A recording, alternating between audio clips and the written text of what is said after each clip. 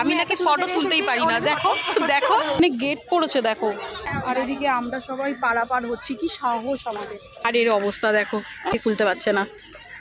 আমরা দুইজনই শাড়ি পরেছি। প্রিন্সেপ ঘাট এক কথায় তোমরা সকলেই চেনো, তবে আজ আমি ফার্স্ট টাইম প্রিন্সেপ ঘাট গেলাম আর সেই অভিজ্ঞতাই তোমাদের সঙ্গে শেয়ার করছি। হঠাৎ করেই প্ল্যান হলো, তাই আমি আর বোন হাবড়া থেকে 2:05 ট্রেন ধরে বেরিয়ে পড়লাম। যেহেতু হাবড়া মাঝেরহাট লোকাল ছিল, সেই জন্য ফাঁকায় ফাঁকায় আমরা ট্রেনে উঠে পড়েছি এবং জানলার পাশে সিট পেয়েছি। বুঝতে পারছো, মেয়েরা কিন্তু এই জানলার পাশে বসার জন্য খুবই এক্সাইটেড থাকে সব সময়। তো গাইস দেখো, মানে এই যে আমরা প্রিন্সেপ ঘাট যাচ্ছি দুই বোন মিলে, এটা কেউ বিশ্বাস করবে? রাস্তা থেকে আস্তে আস্তে না হয় 10 জনকে উত্তর দিয়েছি যে আমরা কোথায় যাচ্ছি, প্রিন্সেপ ঘাট যাচ্ছি। আর তাদের একটাই প্রশ্ন, একা একা? ভাবো তাহলে আমাদের সাথে কে যাবে? আমরা তো একা যাওয়া যাবে না, বুঝলে তো? মানে মেন ব্যাপারই হচ্ছে একা একা যাওয়া যাবে না। বেরোচ্ছি মানেই সঙ্গে কেউ না কেউ আছে, এটাই হচ্ছে তাদের ভাবনা চিন্তা।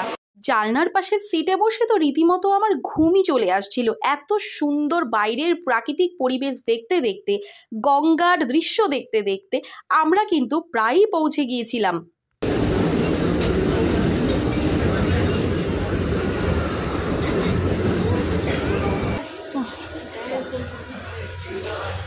ফাইনালি নেমে গেছি, প্রায় 1.5 ঘন্টা, পুরোপুরি 1.5 ঘন্টা ট্রেনে। আর একটু হলে আমি হয়ে যেতাম, আমি আর পারছিলাম না, সত্যি কথা। ট্রেনে পারছিলি? আমরা কেউ পারছিলাম না। প্রিন্সেপ ঘাট স্টেশনে নেমে না কোনো বাস না কোনো টোটো, শুধুমাত্র ডান দিক এবং বাদিক গেলেই তোমরা এই অসাধারণ দৃশ্যটি দেখতে পাবে। হাবড়া থেকে মাত্র 15 টাকা ভাড়া দিয়ে যদি এত সুন্দর একটা জায়গা এক্সপ্লোর করা যায়, তাহলে ক্ষতি কোথায় বলো? স্টেশন থেকে বাইরে বেরিয়েই দেখলাম এত সুন্দর গোলাপ ফুল। ফাইনালি আমরা সেই জায়গায় চলেই যাচ্ছি।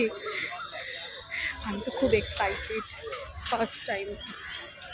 তো গাইজ, এই হচ্ছে প্রিন্সেপ ঘাটের আসল সৌন্দর্য, যেখানে সবাই নিজেদের উইকেন্ড কাটাতে আসে।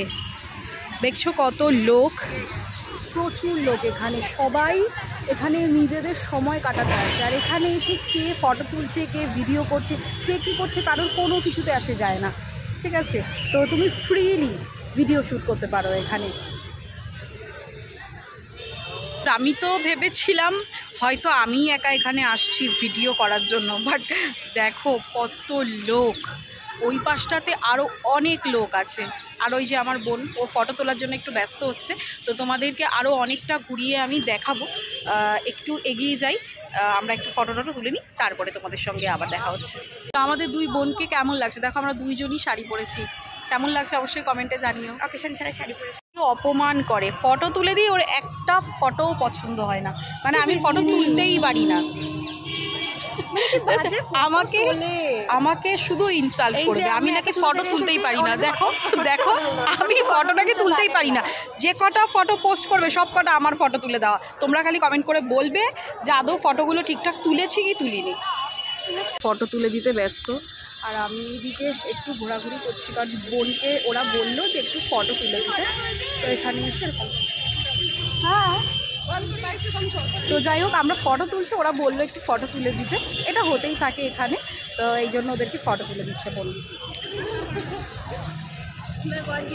গাইজ, এখানে এসে আর কি করতে পেরেছি আমি জানি না, তবে একটা জিনিস ভালো করেছি, দেখবে না? গ্যালারি ফুল না, এই দেখো শাড়ির পা কী করেছে, শাড়ির পুরো ধুলো বালি কাদা লাগিয়ে কি অবস্থা করেছে। টুকিটাকি অনেক রকমেরই দোকান বসে এখানে। এখন আমরা গঙ্গার ঘাটের দিকে যাচ্ছি। এখানে গেট পড়েছে দেখো, গেট পড়েছে। আর এদিকে আমরা সবাই পারাপার হচ্ছি। কি সাহস আমাদের! সো ফাইনালি গঙ্গার পাড়ে আমরা চলে এসেছি। আর এখানে আসা মাত্রই এই যে নৌকাগুলো তোমরা দেখতে পাচ্ছ না, এত সুন্দর করে লাইট জ্বলছে, এগুলো দেখেই না আমার চড়তে ইচ্ছা করলো। আর তারপরে বোন যেটা বললো, 200 টাকা ভাড়া দিতে হবে, এক একজনের 200 টাকা করে ভাড়া। ও বাবা, 200 টাকা করে! অবশ্য কোনো কিছু এক্সপিরিয়েন্স করতে হলে তো একটু খরচ করতে ভালো লাগে। হ্যাঁ অবশ্যই, ততদূর ঘুরাবে তোকে, এই মাথা থেকে যাবে, সাউথ সিটি দেখা যাচ্ছে, বাট দেখা যাচ্ছে না। দেখো, কম বাজেটে ঘুরতে হলে একটু না একটু কিছু তো স্যাক্রিফাইস করতেই হবে তোমাকে। এত সুন্দর ভিউ, এত সুন্দর নৌকা, এগুলো দেখে যদি চড়তে ইচ্ছে হয় তাহলেও মনকে বুঝিয়ে নেবে, কারণ তোমার কাছে বাজেট কম, যেমন আমার কাছে কম বাজেট ছিল। হ্যাঁ সুন্দর। এখানেই বসে কি করবি এখানে এখন? খাবো, আমার খিদা পেয়েছে ভীষণ। বাহ, গঙ্গার পাড়ে বসে বসে এখন খাওয়া হবে। কি কি এনেছে চলো দেখাচ্ছি। তো এখন গঙ্গার পাড়ে আমরা বসেছি, এখানে বসে বসে এবার একটু আমরা টিফিন করে নেবো। টিফিন বানিয়েছি সে 12টার সময়, খাবো এখন। আর এর অবস্থা দেখো, এমন গিটটা মেরেছে প্লাস্টিকের মধ্যে, সেটা মুখ দিয়ে খুলতে হচ্ছে, হাত দিয়ে খুলতে পারছে না। সো আমরা বাড়ি থেকে পাস্তা বানিয়ে নিয়ে গিয়েছিলাম, যেটা খেতে খুবই জঘন্য ছিল, কারণ খুব তাড়াহুড়োয় রান্না করেছিলাম। আর লাস্ট দিন বোনের যেহেতু বার্থডে ছিল, কিছুটা কেক বেঁচেছিল, সেই কেকটাই আমরা নিয়ে এসেছিলাম। দেখো, বাইরে থেকে খেতে গেলে খরচা বেশি, সেই জন্য আমরা বাড়ি থেকেই টিফিন নিয়ে গিয়েছিলাম।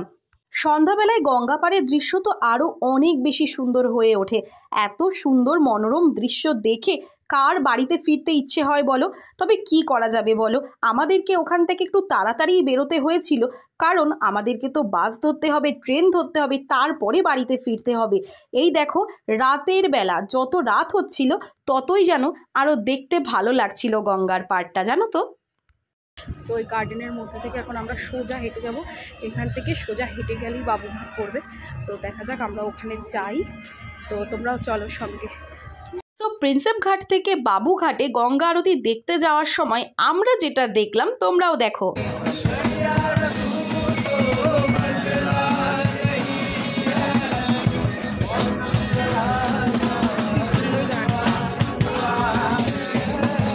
সো গাইস, গঙ্গা আরতির ভিডিও পুরোটা দেখালে ভিডিওটা অনেকটা লং হয়ে যাবে, তোমরা নেক্সট পার্টের জন্য অপেক্ষা করো।